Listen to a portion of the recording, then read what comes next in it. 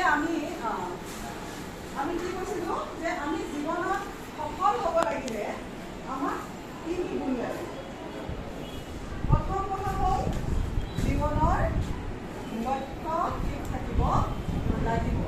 আমি যিটো হ'ব বিচাৰোঁ, মই এইকাৰণে সুধিছিলোঁ যে তোমালোকে কোনোবাই আৰ্মি হ'ম বুলি কৈছা, হয়নে? কোনোবাই পুলিচ হ'ম বুলি কৈছে। কিয় কৈছা? কাৰণ তোমালোকৰ কি আছে জীৱনৰ লক্ষ্য কি? আৰ্মি বা পুলিচ হোৱা, আৰু বোলে ভাবিছা যে তোমালোকে দেশৰ কাৰণে কি কৰিবা? কাম কৰিবা, হয় নহয়? তেনেকৈ কোনোবা শিক্ষক হ'ব, হা? তুমি যিয়ে নোহোৱা তুমি কিন্তু সৎ হ'ব লাগিব আৰু মানুহ হ'ব লাগিব। মানুহ